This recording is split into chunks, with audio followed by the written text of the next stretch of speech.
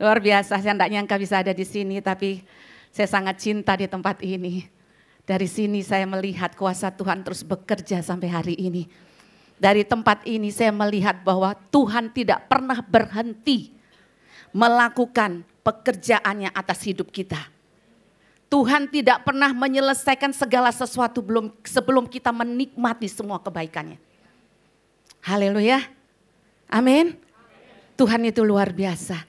Saya lihat wajah-wajah yang lama yang begitu luar biasa. Saya lihat juga wajah-wajah yang baru, Kute luar biasa. Tapi jangan bangga hanya dengan keluar biasaan. Tapi saudara yang ada Tuhan, kuasa Tuhan harus lebih kuasa. Harus lebih luar biasa. Amin. Ya, kita sekarang belajar. Di bulan ini temanya masih terus sama, yaitu Season of Summer. Power judulnya. Apa itu power, saudara? Power itu kuasa, otoritas yang diberi artinya kuasa itu diberikan kepada kita ya. Jadi fill with the power of God. Know by your own power. Ya, ini yang Tuhan mau. Nikmati kuasa Tuhan itu, penuhi dirimu dengan kuasa Tuhan. Penuhi. Kita dikasih kuasa saudara. Waktu kita terima Tuhan, waktu kita ada bersama Tuhan, waktu kita mengenal dia nggak tinggal gitu aja. Dia bilang, oke, kamu udah terima Tuhan, sudah selesai. Enggak, banyak sekali bulan lalu kita bicara tentang gift. Ya, hadiah-hadiah yang diberikan oleh Tuhan itu sangat banyak. Tapi kita sering lupa menggunakannya. Tapi kita sering lupa membuka gift-gift yang Tuhan kasih di dalam hidup kita. Nah, sekarang Tuhan bicara tentang power. Saya bersyukur gereja ini memberi kita satu tema-tema yang membangkitkan roh kita. Yang membangkitkan iman kita. Supaya kita nggak loyo saudara. Ya, saya percaya bahwa apa yang Tuhan lakukan dalam gerejanya. Itu membuat umat percayanya melihat kuasa Tuhan bekerja. Melihat mujizat Tuhan terjadi. Amin. Ada yang percaya bahwa kuasa Tuhan itu ada di dalam saudara dan saya? Bukan Pak Pendeta atau Bu Pendeta aja yang punya kuasa saudara. Semua orang yang percaya diberinya kuasa. Tergantung saudara. Saudara mau pakai kuasa itu atau saudara mau simpen. Sebagai hiasan di hati saudara, di hidup saudara. Ya. Kalau saudara hanya simpen kuasa itu hanya saudara akan mendengar keluhan dan keluhan atau berkata gini. Kenapa ya aku sudah puluhan tahun loh ikut Tuhan. Tapi ya hidupku gini-gini aja. Saudara, saya mau katakan, don't say that again. Tapi katakan bahwa kuasa itu harus aku pakai. Mulai saat ini aku harus pakai. Tidak ada istimewa, setiap kita tidak ada diistimewakan. Oh kalau pendetanya aja yang dikasih kuasa. Enggak saudara, setiap kita bahkan dikatakan fill with the power. Fill with the power of God. Ya. Not by your own power. Memang kita punya kuasa juga. Tapi kita nggak perlu pakai kuasa kita. Karena kita udah terima Tuhan. Dia ada di dalamku. Aku ada di dalam dia. Dan dia kasih kita kuasa itu untuk kita lakukan, kita gunakan, dan kita pakai. Halo? Amin? Ya, jadi saya juga sudah biasanya nggak pakai ginian. Ya.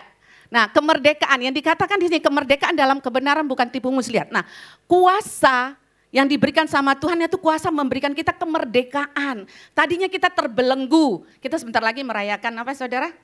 Paskah. Kita akan mengingat semua kebaikan, kemurahan, pengorbanan begitu luar biasanya dia. Dia katakan, aku memberikan kemerdekaan bagimu. Dalam hal apa? Kebenaran. Bukan apa? Tipu muslihat. Mungkin Bapak Ibu di sini pikir, aduh gereja memang ada tipu muslihat. Saudara jangan hanya pikir gereja itu orang-orang kudus. Saya mau katakan itu, benar saya mau katakan. Gereja bukan tempat orang baik. Halo? Justru karena kita nggak baik, kita datang ke gereja untuk dibaikin, untuk diperbaiki. Halo? Jangan jadikan gereja tempat ini, oh nanti kalau aku datang ke gereja aku kudus. Aku pergi ke gereja itu hidupku akan luar biasa, diberkati dan sebagainya. Tidak saudara, selama saudara dan saya tidak menggunakan kuasa Tuhan dengan benar dan tidak mempraktekkan kuasa Tuhan yaitu firman Tuhan, saudara tidak akan pernah jadi apa-apa. Ya, Karena saya mau saudara dan saya tidak hanya memikirkan kuasa yang ada di dunia ini. Tapi saudara dan saya harus memikirkan kuasa yang menjadi kekekalan kita nanti. Kita bekerja hari ini ada di tempat ini untuk menuju kepada kekekalan kita. Saudara dan saya ada di tempat ini, pergi ke gereja setiap minggu rajin, tidak pernah terlambat, tidak pernah absen, KU 1 sampai 6 bisa hadir. Apa itu membuat saudara kudus? Apa membuat saudara hidup benar? Belum tentu saudara. Tapi yang Tuhan mau katakan di sini, kemerdekaan yang benar itu dalam kebenaran, artinya gini saudara. Kita semua ini orang yang tidak benar ada awalnya. Betul? Kita bukan orang-orang yang baik, saya juga bukan orang yang benar. Saya dari agama yang terbesar di kota ini sebelumnya. Tapi saya tahu waktu Tuhan tangkap saya, ada kebenaran yang sedang Tuhan taruh di dalam diri saya. Ada kebenaran yang saya harus jalankan di dalam hidup saya. Supaya saya menjadi benar dan benar di mata Tuhan. Bukan di mata manusia. Karena sekarang kebenaran itu banyak sekali tanda kutip. Pura-pura. Ya, jadi minta tolong saudara. Saya mau supaya kita saling mengencourage lah. Saya ada di sini, saya melihat Tuhan, pekerjaanmu tidak pernah selesai. Pekerjaanmu semakin dahsyat, semakin dahsyat. Mungkin ada beberapa yang tidak melihat pekerjaan Tuhan luar biasa. Saya kalau melihat Tuhan bekerja di setiap gereja, mau gereja besar, mau gereja kecil yang hanya jemaatnya 25. Saya lihat Tuhan terus bekerja. Dia tidak pernah berhenti untuk menyampaikan kebenaran firman-Nya. Artinya gini saudara, kebenaran itu harus dihidupi. Kebenaran itu harus dihidupkan di dalam hidup kita. Bukan kebenaran itu hanya didengar. Bukan kebenaran itu hanya disimpan. Kebenaran itu harus disebarkan, dipraktekkan, dijadikan hidup di dalam kehidupan kita. Itu kebenaran yang Tuhan ajarkan. Tidak ada Tuhan ajarkan kebenaran itu kamu simpan, taruh di kantong, terus hidupmu bebas, merdeka. No, kemerdekaan dalam kebenaran adalah menyampaikan kebenaran firman Tuhan itu secara nyata melalui kehidupan saudara dan saya. Apa kita sudah benar? Belum saudara, masih menuju kepada kebenaran. Tapi kita terus progres. Jangan kita stop, baru ada masalah, baru ada persoalan. Kita berhenti semuanya. Kekecewaan kita berhenti. Saya nggak pernah tertarik untuk pindah gereja. Sorry to say that. Saya tidak pernah tertarik. Sungguh, saya pikir saya sudah di sini, saya lahir di sini, saya besar di sini, iman saya bertumbuh, saya merasakan jamahan Tuhan hari lepas hari dalam kehidupan saya. Dan saya memutuskan untuk full time waktu itu, 97 gereja ini terbentuk di Kuta. Jadi saya tidak pernah punya keinginan untuk pindah gereja. Karena gereja di dunia manapun tidak ada yang perfect. Tidak ada yang sempurna. Yang harus sempurna itu saudara dan saya. Amin. Itu yang harus kita lakukan dalam hidup kita. Kita cari gereja yang sempurna, nggak ada saudara. Nggak ada. Kita nggak usah bikin tipu-tipu lah. Kata orang tua saya, jangan suka tipu-tipu lah. Ya, tipu-tipu di dalam Tuhan itu memang kelihatannya smooth. Gak kelihatan. Oh iya shalom. Haleluya. Tahu-taunya dia sudah tipu orang. Saudara saya tidak menjudging. Tapi maksudnya ayo mari saudara dan saya. Mau dalam pelayanan, mau dalam pekerjaan, mau dalam apapun bentuknya. Situasi hidup kita. Jangan pakai kekuatan iblis. Tipu muslihat itu kekuatan iblis saudara. Tapi pakai kemerdekaan dalam kebenaran itu untuk menyatakan benar-benar kebenaran itu. Nyatakan, gimana Bu saya menyatakan kebenaran? Baca firman. Firman itulah kebenaran. Kalau kita mau cuma tahu, aduh pendetanya luar biasa loh. Luar biasa. Saya tidak pernah tertarik orang berkata, wah luar biasa Bu khotbahnya. Tuhanku yang hebat. Saya enggak pernah tertarik waktu saya mimpin pujian, wah Bu saya merasa di jamahan Tuhan. Enggak. Saya enggak mau terima seperti itu. Saya bilang Tuhan kembalikan semuanya bukan punya Tuhan, bukan punya saya. Saya ini alat, saya ini cuma pengelola yang dipercayakan Tuhan dari perkara kecil sampai perkara besar. Kalau kita setia, itu loh saudara. Jadi kebenaran harus benar-benar nyata. Mau saudara dan saya baru percaya Tuhan 2 hari, 1 hari, setengah hari, gak ada masalah. Selama engkau percaya Yesus, cari kebenarannya. baca kebenarannya, lakukan kebenarannya dalam hidupmu. Jangan main tipu-tipu, apalagi anak Tuhan, apalagi dalam pelayanan.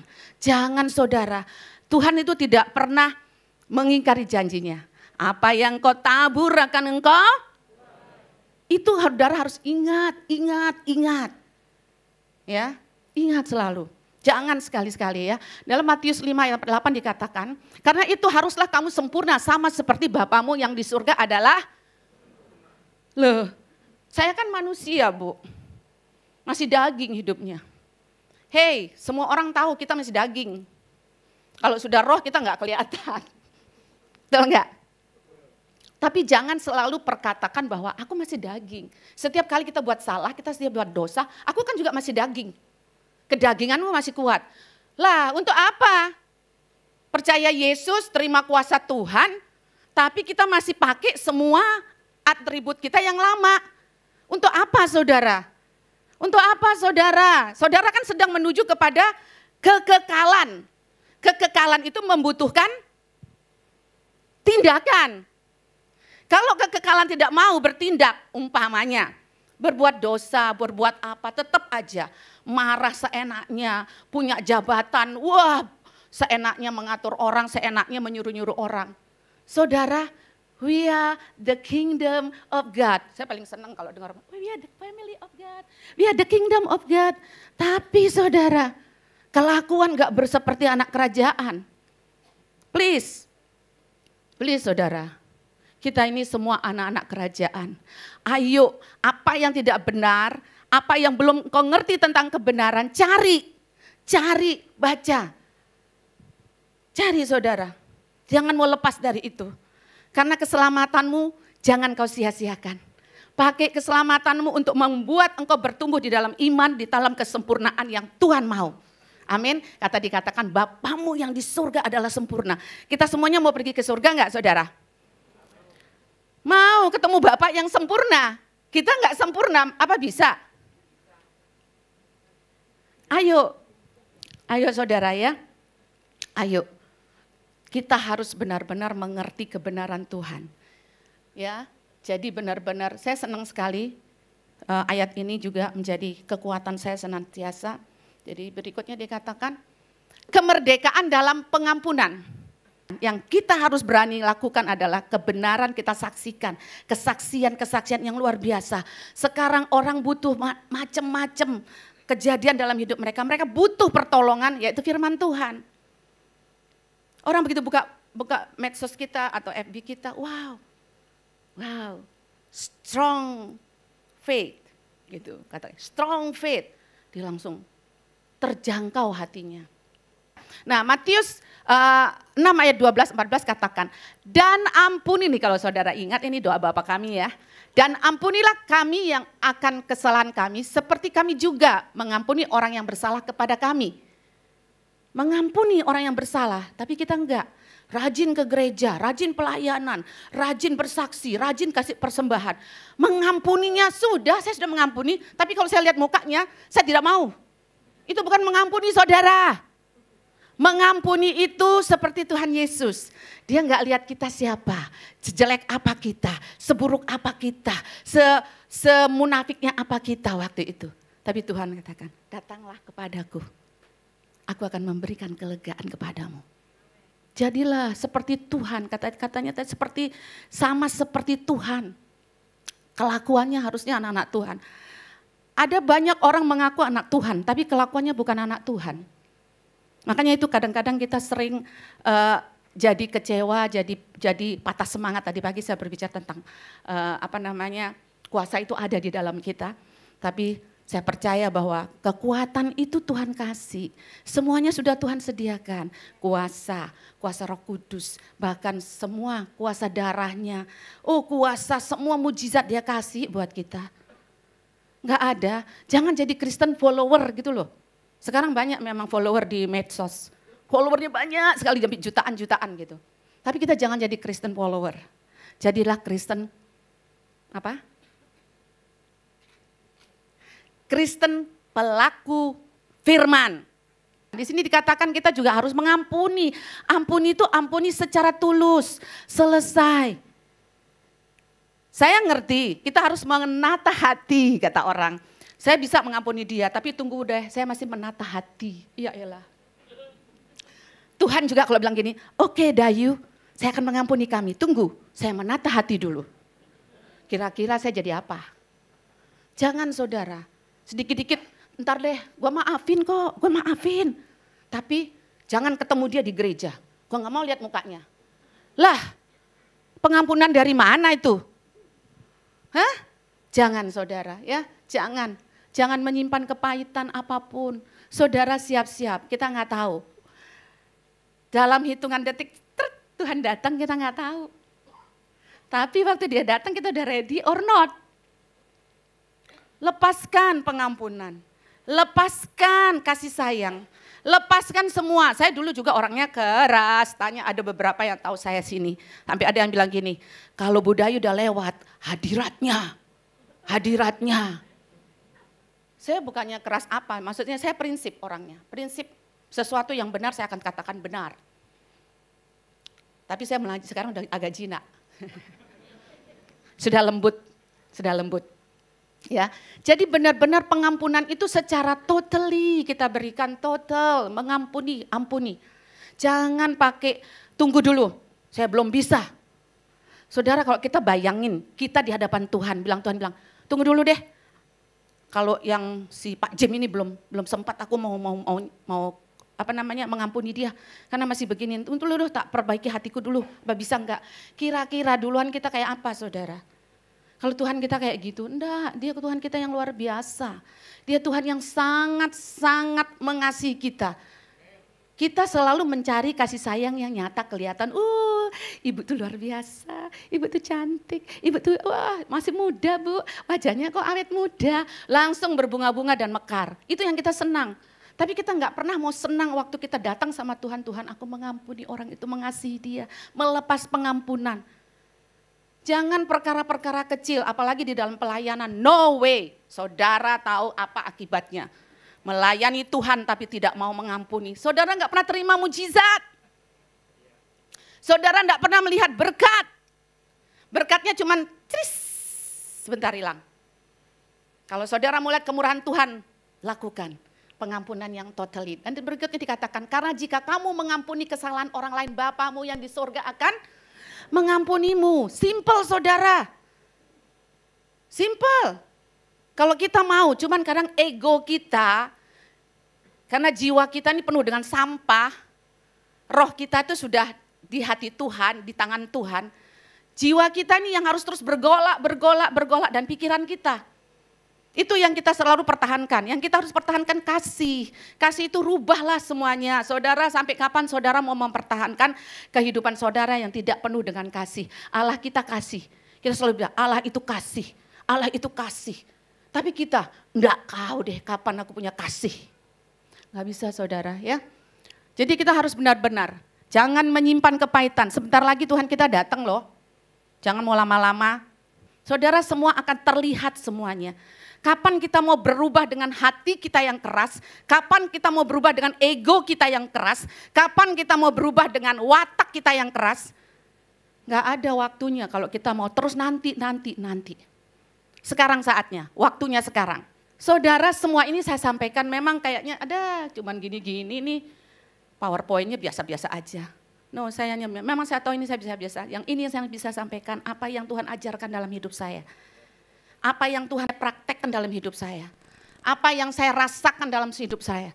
Bahwa pemberontakan itu tidak mendatangkan apapun juga di dalam hidup kita. Kita akan menjadi semakin hancur, dan semakin hancur. Omongin pribadi saudara di hadapan Tuhan. Rubah. Tuhan aku nih masih keras hati Tuhan. Rubah Tuhan, saya mau. Puasa. Orang puasanya mau minta supaya bisnisku lancar. Supaya kesehatanku lancar. No, Tuhan bukan untuk itu, untuk puasa. Saudara berpuasa untuk saudara dirubah menjadi sama seperti Tuhan. Ya, jangan jadikan puasa seperti jimat gitu loh. Oh saya mau puasa, kenapa mau puasa 3 hari? Karena saya mau deal dengan proyek besar. Ya elah Tuhan disuruh deal pakai puasa lagi. No, puasa dekatkan dirimu sehingga engkau peka dengan suara Tuhan. Oke, Kemudian kemerdekaan dalam ketaatan bukan pemberontakan, Yesaya 30 ayat 1.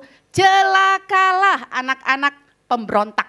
Demikianlah firman Tuhan yang melaksanakan suatu rancangan yang bukan daripadaku, huruf besar, yang memasuki suatu persekutuan yang bukan oleh dorongan rohku, sehingga dosa mereka bertambah-tambah. Ya, jadi tidak boleh kita. Makanya sekarang maksudnya saya mau ngajak, kita semua harus berubah. Saya juga berubah, saya mau belajar berubah terus dan berubah terus. Pemberontakan tidak membawa dampak apapun di dalam hidup kita. Mau berontak, saya mau apa namanya? Kayak sekarang tuh partai-partai itu naik-naikin bendera gitu. Wah, rame-rame di depan Rock Kota. Saya mau minta ini harus seperti ini. Enggak boleh, Saudara, janganlah. Sudah taat, nanti Tuhan yang kerja. Seringkali kita selalu mau kerja lebih awal dari Tuhan. Kayaknya kita seperti Tuhan. Tuhan belum bisa nih kerjain, aku deh yang ngerjain. Nggak bisa, Saudara. Tuhan punya waktu. Dan waktu itu digunakan untuk membentuk siapa saudara dan saya. Supaya sampai pada waktunya semuanya baik. Tapi kita sering mengawali itu semua dengan kemauan kita, kedagingan kita, kemauan kita, kekuatan kita, jadi kuasanya kita. No, jangan, please. Semua rubah. Kita harus berubah. Tidak ada sesuatu yang akan kekal. Tapi kalau kita belajar untuk taat, itu dikatakan sendiri, celakalah. Celakalah itu sudah satu kutukan sebenarnya kalau saya bilang, celakalah kamu. Itu kutukan, Saudara. Yang akan terus mengikuti kita karena kita tidak berubah. Tapi saudara dan berubah menjadi pelaku firman. Tidak ada kutuk, tidak ada sesuatu yang menekan saudara, yang membawa saudara kepada kebinasaan. Kemerdekaan dalam kerendahan hati, bukan kesombongan. Kita semua diberi kemerdekaan sama Tuhan. Jangan pakai kemerdekaan untuk menjadi penguasa. Penguasa untuk diri sendiri, untuk kepentingan sendiri, untuk berpolitik di dalam kehidupan kita. No, jangan. Tapi mari kita mau kemerdekaan yang kita terima. Karena kita akan merayakan kemerdekaan kita besok. Pada Paskah itu adalah kemerdekaan kita. Ya. Jadi bukan kesombongan. Jadi kerendahan hati itu penting, saudara. Tuhan kita aja dulu luar biasanya. Saya tuh kalau baca Alkitab malu. Tuhan ini, saya ini masih sombong. Saya bilang masih sombong karena kalau baca Alkitab suka bilang ini, Tuhan kenapa begini Tuhan? Kenapa begitu Tuhan? Bertanya. Tapi kadang-kadang kalau saya sudah ingat, iya siapa saya, lu mau ngajak ngomong Tuhan. Ya, jadi belajar, hilangilah kesombongan. Tuhan, kesombongan itu dibenci sama Tuhan. Tidak pernah menerima apapun di dalam kehidupan kita kalau orang yang sombong. Dikatakan Filipi 2 ayat 1-3, jadi karena dalam Kristus ada nasihat, ada penghiburan, jadi ayo dah unity kita semua. Persekutuan roh, ada kasih mesra dan belas kasihan. Jadi karena dalam Kristus, saudara ada di dalam Kristus enggak? Maka yang dikatakan kalau ada dalam Kristus, ada nasihat. Kalau kita dinasehati, kecuali kalau nasihatnya bentak-bentak, ya itu bukan nasihat, itu marah. Jadi nasihat itu harus benar-benar dimengerti masalahnya sehingga kita bisa ngomong. Ada penghiburan, kasih, ada persekutuan roh, ada kasih mesra dan belas kasihan. Ini aja sudah jelas Tuhan kasih buat kita. Tapi kita masih berontak dengan hal-hal yang kita mau. Sesuai dengan keinginan daging kita. Ya, dikatakan juga di situ satu tujuan, satu jiwa, satu kasih. Dengan tidak mencari kepentingan sendiri atau puji-pujian yang sia-sia. Jangan saudara, enak kita dipuji Tuhan daripada dipuji manusia. Begitu habis dipuji besok dibanting. Wah ibu luar biasa, aduh ibu itu luar biasa. Kuasa Tuhan bekerja sama ibu. Begitu kita salah dikit, habis kita. Lebih baik kita, terima kasih. Ibu luar biasa, Tuhan yang luar biasa. Saya lebih baik tinggalin orang itu. Saya takut dipujinya terlalu berlebihan. Dan saya paling tidak suka ada kata-kata berlebihan. Saya pernah ada di medsos saya, kata-kata pujian yang terlalu berlebihan. Saya tidak pernah ada di situ, saya tidak pernah menjadi apapun untuk dia. Dan saya tidak pernah melakukan apapun di dalam kehidupan dia. Sehingga dia memuji itu bukan sesuatu yang buat saya senang. Tidak, saya takut. Karena itu lobang buat saya. Sedang menggali lobang. Ya, oke. Makanya jangan cari kepentingan pribadi, carilah kepentingan bersama. Kan kasih, harus. Apapun itu bicarakan dengan baik. Apapun itu persoalan marah kita. Kita enggak ada aturan tidak boleh marah. Ada. Boleh marah tapi harus ngerti marahnya kayak apa. Kemerdekaan yang sejati bukan intimidasi. 2 Korintus 3 ayat 17. Sebab Tuhan adalah roh dan di mana ada roh Allah di situ ada. Saudara punya roh Allah tidak? Saudara hidup di dalam Tuhan tidak? Kalau saudara punya semua itu, kenapa saudara harus merasakan diintimidasi? Saya merasa loh Bu, kalau saya datang ke gereja gitu, saya ambil tempat duduk, orang itu selalu ngeliatin saya. GR saudara. Jangan hal-hal yang gak ada pentingnya di kerajaan surga kita omongin. Gak usah, santai aja. Kalau dia jahat sama kita, urusannya sama Tuhan, just lapor. Tuhan, tuh loh dia ngomong gini, aku sakit loh Tuhan. Saya kalau gitu ngomong sama Tuhan, sakit loh aku dibuat. Tapi aku ambil keputusan untuk mengampuni dia.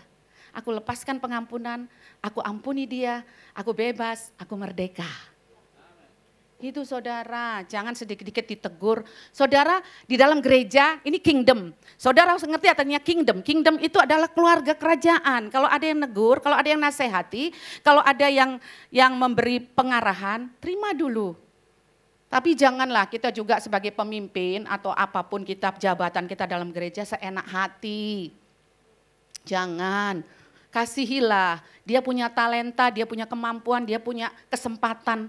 Bukan kita yang ngatur kesempatan itu, tapi Tuhan yang memberikan dia. Kalau sampai dia hilang dari hadapan hadirat Tuhan, ataupun di dalam kehidupan layanan, apapun dimanapun, kita punya tanggung jawab.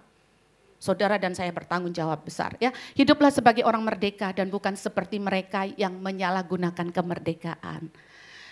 Untuk menyelubungi kejahatan-kejahatan mereka. Tapi hiduplah sebagai hamba Allah. Saudara semua hamba Allah? Saya juga hamba Allah. Mari, jangan lakukan itu. Dengar, sebentar lagi Tuhan datang. Suami saya selalu memberikan satu inspirasi. Dia bilang gini, coba kalau Tuhan itu sekarang kamu di sini ya. Tiba-tiba Tuhan tuh datang di sini kamu berdiri. Tapi kamu masih di situ nih. Dulu saya SD. Kata orang Tuhan Yesus mau datang. Sampai saya tamat SMA Tuhan Yesus belum datang. Sampai kuliah Tuhan Yesus belum datang. Tapi ini kan tempatnya Tuhan itu mau datang. Sudah dekat enggak belum? Dengan saya berdiri.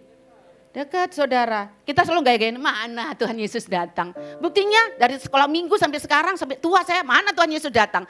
Hati-hati. Hati-hati saudara. Kita enggak tahu.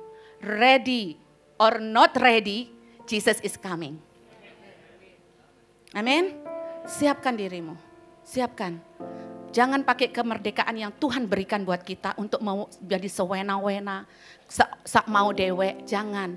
Pergunakan kemerdekaan itu dengan benar. Karena Tuhan kita itu Tuhan yang luar biasa memberikan kemerdekaan. Sebentar kita akan merayakan Paskah. Itu kasih karunia yang Tuhan kasih di dalam hidup kita itu sesuatu yang sangat-sangat tidak ada yang bisa memberikan. Kenapa saya bisa tetap cinta Yesus dari sebelumnya? Karena saya tahu Tuhan Yesus mengasihi saya. Saya melihat mujizat demi mujizat, berkat demi berkat, kasih sayang demi kasih sayang, perhatian demi perhatian. Saya lihat keluarga saya sudah satu persatu, semua sudah kenal Tuhan. Sekarang Tuhan izinkan saya bertemu ibu saya. Saya ambil cuti dalam pelayanan di Perth, saya datang ke sini. Hampir 2 bulan saya di sini, jadi sudah 1 bulan saya di sini. Saya hanya mau apa? Dekat sama ibu saya. Dia sudah umur 76. Wow, kesempatan. Saya melihat dia, God, saya tidak pernah melupakan janjimu dan engkau tidak pernah melupakan janjimu. Satu orang yang selamat, seisi rumahmu akan selamat. Kapan itu? Enggak tahu Tuhan. Yang penting saudara dan saya tetap setia, pakai kemerdekaan itu dengan benar, pakai semua yang Tuhan kasih dalam kehidupanmu, kuasa itu feel the power of God in your life. Amin. Oke, bangkit berdiri Tuhan.